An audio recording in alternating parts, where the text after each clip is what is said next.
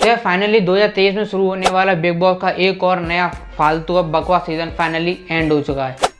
फालतू और बकवास इसीलिए क्योंकि ऐसा दूसरी बार ही हुआ था जब टेलीविजन पे जो बिग बॉस है उसमें दूसरी बार कहीं किसी छपरी को बुलाया गया, क्योंकि पहली बार तो एम्बिशन को ही बुलाया गया था। मैंने जो भी करा आजकल सबने इनके लिए, तो करा तूने बहन के लिए, मैंने सीन के लिए और थोड़ी चल के दिखा चलना चूतिए।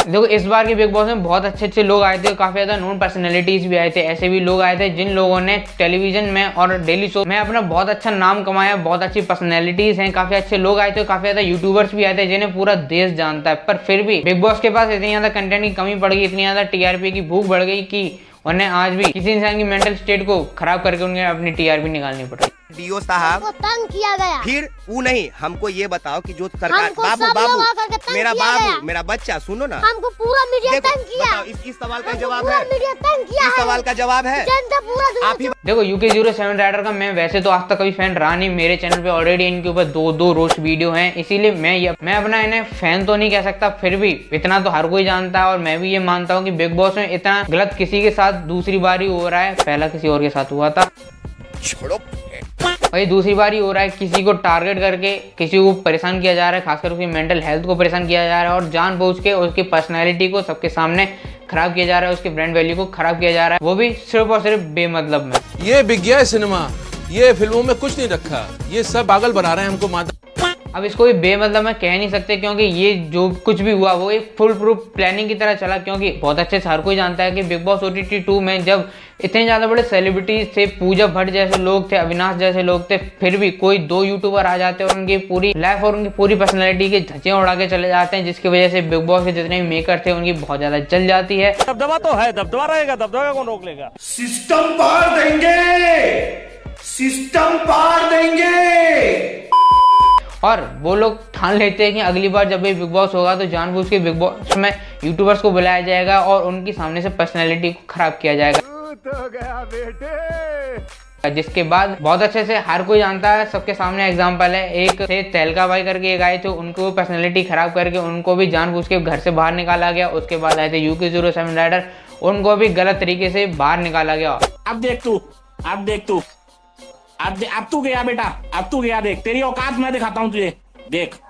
क्योंकि जितनी फैन फॉलोइंग UK07 राइडर इस शो में सबके कंपैरिजन में रखते हैं उतनी मेरे ख्याल से कोई भी नहीं रखता, और ये बहुत तो क्या करूँ, ये एक्यूरेट और सही बात है कि अगर ये फाइनल में चले जाते तो ऑब्वियसली UK07 राइडर ही जीत। तो उससे मेरा क्या फायदा, मुझे क्या मिल रहा है, मुझे क्या दे रहा है, उससे मुझे क्या फायदा हो रहा है, मुझे ये समझ नहीं आ रही। मुझे कोई कमेंट तो करके, पर स्टिल अपना कंटेंट चलाने के लिए हर कोई क्या कुछ नहीं करता, अब चाहे वो किसी की मेंटल स्टेट को खराब करना हो, चाहे फिर किसी की पर्सनल लाइफ में घुसना हो।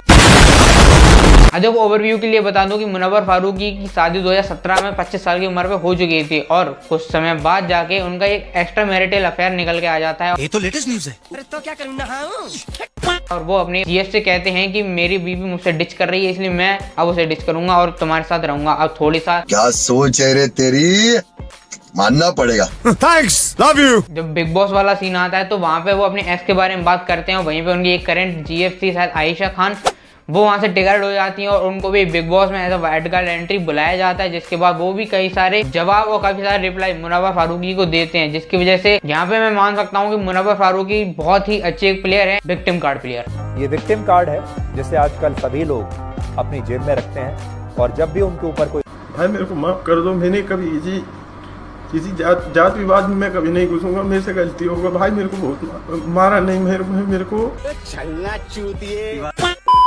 और ये पहली बार नहीं है, आज से जितनी बार भी इनके साथ कुछ हुआ है वो सबसे पहले विक्टिम कार्ड निकाल के सामने खड़े हो जाते हैं कि भैया मैं तो बहुत गरीब हूँ, मेरे साथ बहुत ज्यादा अत्याचार हुआ है, मैं तो 2017 में बिल्कुल ही इमेच्योर था, 25 साल का था, इमेच्योर था, मेरी शादी करके जबरदस्ती शादी हो गई और जबरदस्ती बच्चा भी करा लिया गया मुझसे। शर्म करो, भगवान से डरो।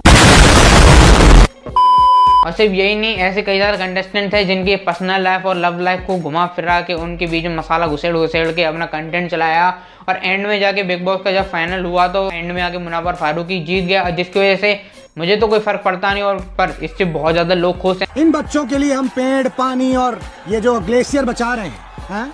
मैं तो कहता हूँ ग्लेशियर को पिघल जाने दीजिए, ये साले डूब के मर जाएंगे। पर उनसे सिर्फ और सिर्फ एक बात कहना चाहता हूँ, शुरुआत में ही कहा था कि हो सकता था कि UK07 राइडर अगर फाइनल में जाते तो UK07 राइडर ही जीतते।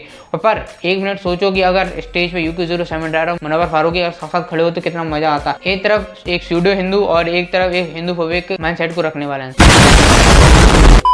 और हाँ, जिसको ये लग रहा है कि मैं मुनव्वर फारूकी से जलता हूँ, लोग कमेंट में वर्नोल कहने वाले हैं, तो सबसे पहली बात ये बिल्कुल अच्छे समझ लेना कि मुनव्वर फारूकी ने एक समय पर भगवान श्री राम और सीता जी के ऊपर भद्दे मजाक किए थे, उनका मजाक उड़ाया था।